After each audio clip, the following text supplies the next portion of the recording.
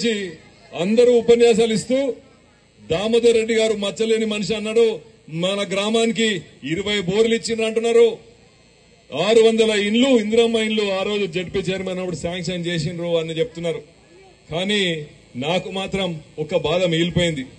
మొన్న పోయిన ఎలక్షన్ లో మీ ఒట్టెం గ్రామంలో మీరు నాకు మెజారిటీ ఇవ్వలేదు. ఇన్ని బోర్లు, ఇన్ని పనులు, ఇన్ని రోడ్లు ఇచ్చిన దామోదర్ రెడ్డి కొడుకును అయినా నాకు మీరు ఒక్క బాధ మిగిలించారు. ఎందుకంటే మీరు నాకు మెజారిటీ ఇవ్వలే. ఎందుకు ఇవ్వలే అని నేను అడగను. అయినా గానీ ఒట్టెం నా గ్రామం, నేను ఇక్కడ పని చేయాలని నేను రాత్రి కూడా రోడ్ వేయించడం, బోర్ వేయించడం జరిగింది. 4 ఇంచుల నీళ్లు పడడం జరిగింది. అవునా కాదా? అవునా కాదా? మీరు నాకు ఓటేసి నాకు మెజారిటీ ఇచ్చిర్రా? ఈ గ్రామంలో ఇచ్చిర్రా? అయినా గానీ ఒట్టెం ప్రజలు నా వాళ్ళు, నా అక్క చెల్లెళ్ళు, నా అన్న తమ్ముళ్ళు, దామోదర్ రెడ్డి గారు ఇక్కడ ఇప్పటికీ 19 బోర్లు వేసిండు, 600 ఇళ్లు శాంక్షన్ చేసిండు. ఉన్న రోడ్లైనా సరే, ఉన్న చావిడ్లైనా సరే ఆ రోజు దామోదర్ రెడ్డి గారు ఇచ్చిండ్రు. అయినా గానీ మీరు ఎందుకో రాజేష్ రెడ్డిని ఆదరించలేదు. ఈ ఎలక్షన్ లో మైనస్ ఇచ్చిండ్రు. మీకు మరొక అవకాశం వచ్చింది 4 నెలల్లో మళ్ళా కాంగ్రెస్ పార్టీని గెలిపేయడానికే. ఈసారి గెలిపిస్తారా? గ్రామంలో మెజార్టీ ఇస్తారా? మీరు మెజార్టీ ఇస్తూ పోండి, నేను మీకు పని చేస్తూనే పోతా అని మీ అందరికీ సభాదార తెలుపుతున్నా. కాంగ్రెస్ పార్టీ చెప్పిందంటే చేస్తానని మీ అందరికి తెలుసు. ఆ రోజు రాజశేఖర రెడ్డి గారి హయాంలో ఇల్లు ఇస్తా అన్నది ఇల్లు ఇచ్చిండ్రు, పెన్షన్లు ఇస్తానని పెన్షన్లు ఇచ్చిండు, రేషన్ కార్డులు ఇస్తానని రేషన్లు ఇచ్చిండ్రు, ప్రజలకు ఉద్యోగాలు ఇస్తానడు, పిల్లలకు ఉద్యోగాలు ఇచ్చిండు. ఈనాడు మళ్లీ రేవంత్ రెడ్డి గారు టైగర్ మన జిల్లా వాసి, ఆనాడు కడప జిల్లా ముఖ్యమంత్రి అయితేనే మహబూబ్నగర్ జిల్లాకి ఇంత చేసిండు. ఇప్పుడు మన జిల్లా వాసి, మన పక్కూరు కొండారెడ్డిపల్లె అచ్చంపేట తాలూకా ఉన్న రేవంత్ రెడ్డి గారు చేయరా నేను అడుగుతున్నా. ఆయన ఏం చెప్పిండు? రైతుల కోసం రుణమాఫీ చేస్తాడు. ఆగస్టు 15 లో యాదగిరిగుట్ట వెంకట నరసింహస్వామి మీద ప్రమాణం వేసి చెప్పిండు. నమ్మొచ్చు కదా? నమ్మొచ్చు కదా?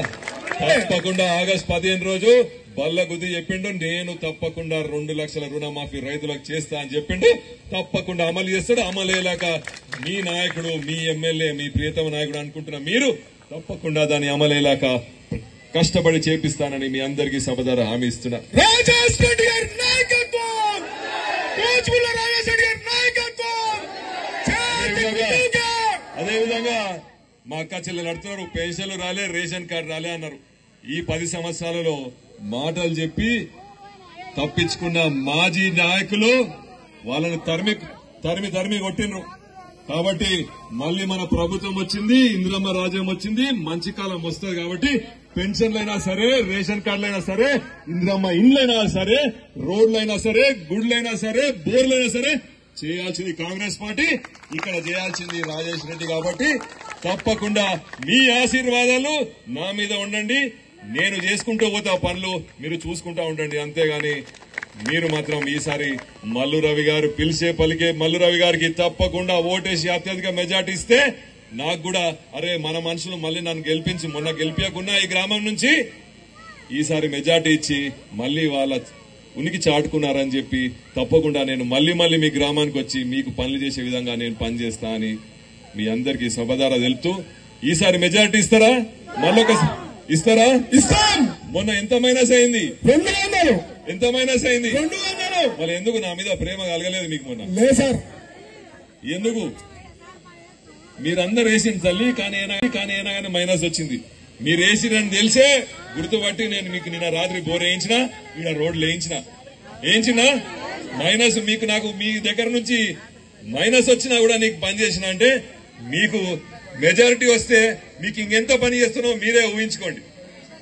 పెన్షన్లు, రేషన్ కార్డులు, ఇండ్లు, రోడ్లు అన్ని నేను చేస్తా అని మీ అందరికీ సభదార తెలుపుతూ రేపు 13 తారీఖున తప్పకుండా మల్లు రవి గారికి ఓటేసి గెలిపియాలి. అదే నా తమ్ముళ్ళు రామరెడ్డిపల్లె గ్రామం, కొత్త గ్రామం, తప్పకుండా మీ సమస్య నీటి సమస్య బోర్ వేసుకోమని చెప్పిండు మా తండ్రి గారు. మీరు ఇంకా వేసుకోలే, కానీ ఎల్లుండి ఎలక్షన్ అయిపోయిన వెంటనే తప్పకుండా నీళ్ళ సమస్య తీరుస్తా. రాత్రి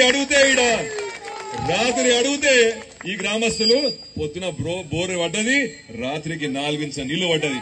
మీ తాండా మిత్రులు నన్ను ఎలక్షన్ లో నేను నిలబడతా అని తిరగడం మొదలుపెట్టినప్పుడు ఎస్టీ సోదరులే నన్ను ముందుగా తీసుకెళ్లి తాండ తిప్పి ఈ రోజు ఆదరించారు. వారి మేలు ఎప్పుడు మర్చిపోను. ఏం రామ్లాల్, నిజమా కాదా చెప్పు మన తమ్ముళ్ళకి అందరికి. తప్పకుండా నీళ్ల సమస్య తీర్చుకుందాం, మనం ఆ పని చేసి పెడదాం. నేను నా మంచి జీవితం డాక్టర్ గా పనిచేసే నా జీవితం వదిలిపెట్టి ఎండలో నిలబడి మీతో తిరగాల్సిన అవసరం లేదు. అయినా గానీ మన గడ్డ, మన నారు గడ్డ బాధపడుతున్నారు, పాలకులు మోసం చేస్తున్నారని రావడం జరిగింది. మీరు ఈ రోజు ఆదరించి నన్ను గెలిపించడం జరిగింది. కాబట్టి ఎల్లప్పుడూ మీ వెంటనే ఉన్నా.